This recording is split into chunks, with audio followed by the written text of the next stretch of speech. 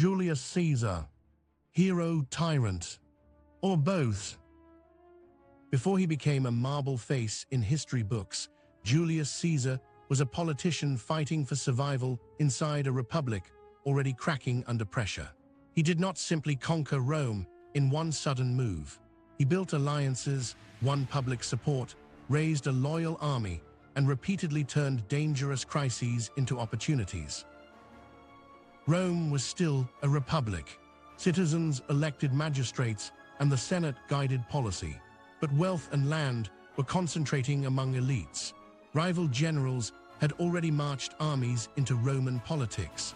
Elections were violent, debt was widespread, and ordinary Romans increasingly looked to powerful patrons rather than stable institutions. Caesar was born into an old patrician family around 100 BCE, but his branch was not especially rich. During the dictatorship of Sulla, his family connections made him politically suspect. Caesar refused an order to divorce his wife, went into hiding, and survived only after influential relatives intervened.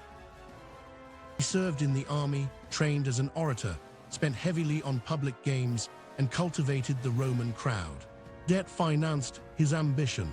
In 63 BCE, he won election as Pontifex Maximus, Rome's chief priest.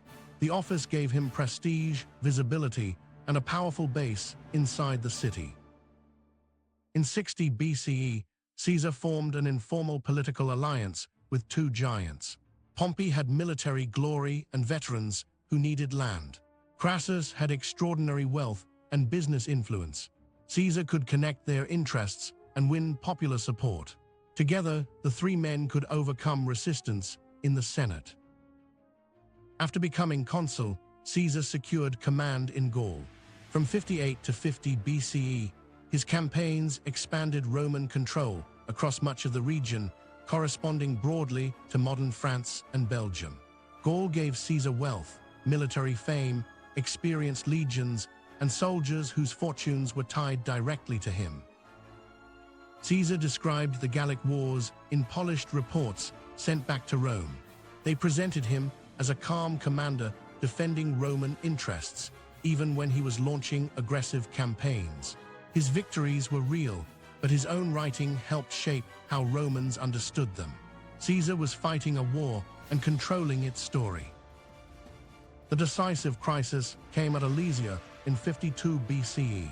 Caesar trapped the Gallic leader Vercingetorix inside a fortified town. Then a large relief army arrived behind the Romans. Caesar ordered 2 rings of fortifications, one facing inward, one outward. His army was besieging an enemy while being surrounded itself. Meanwhile, Caesar's political protection collapsed. Crassus was killed during a disastrous campaign against Parthia. Caesar's daughter Julia, who had married Pompey and connected the two men, also died. Pompey moved closer to Caesar's opponents in the Senate. The three-man alliance became a rivalry between two armed leaders. The Senate ordered Caesar to surrender his command and return as a private citizen. That could leave him exposed to prosecution and political destruction. In January 49 BCE, Caesar crossed the Rubicon River with the 13th Legion. A Roman general had brought troops into Italy. Negotiation had become civil war.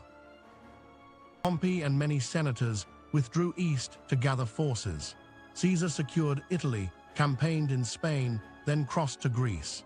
At Pharsalus in 48 BCE, Pompey had the larger army, but Caesar anticipated his cavalry attack and held infantry in reserve. Pompey's line collapsed. He fled to Egypt and was murdered there. In Egypt, Caesar became involved in a royal struggle between Cleopatra VII and her brother Ptolemy XIII. Caesar backed Cleopatra. Fighting trapped him in Alexandria until reinforcements arrived. Cleopatra emerged as ruler and later gave birth to Caesarion, whom she said was Caesar's son. After defeating his remaining opponents, Caesar returned to Rome with unmatched power. He settled veterans, expanded citizenship, reformed debt rules, enlarged the Senate, and launched building projects. His calendar reform created a 365-day year with leap years, forming the basis of the calendar much of the world still uses. Caesar accepted repeated dictatorships, and early in 44 BCE, the title Dictator Perpetuo, dictator in perpetuity. His image appeared on Roman coins while he was alive, an extraordinary honor. Supporters saw decisive leadership after years of chaos. Opponents feared that republican offices had become decorations around one man's rule. A group of roughly 60 conspirators decided that Caesar had to die before he left for a major eastern campaign. On March 15, 44 BCE, senators surrounded him during a meeting at Pompey's complex. Caesar was stabbed 23 times. Brutus was among the attackers, but the famous final words from Shakespeare are not reliable history. The assassins expected liberty to return. Instead, they had no stable plan for what came next. Caesar's funeral inflamed the crowd. Mark Antony, Octavian, and Lepidus formed a new triumvirate and defeated Brutus and Cassius. More civil wars followed.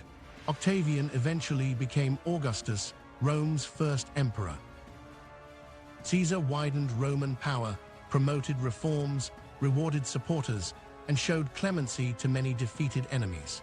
He also conquered through enormous violence, undermined political limits, and concentrated authority around himself. He was neither a simple savior nor a cartoon villain. His greatness and his danger came from the same ability to dominate events. Caesar did not formally create the Roman Empire, but his career made the old republic impossible to restore in its previous form. His adopted heir completed the transformation. Caesar's name became a title used by later rulers, and the argument surrounding him remains alive. When institutions fail, does a powerful leader rescue them or replace them?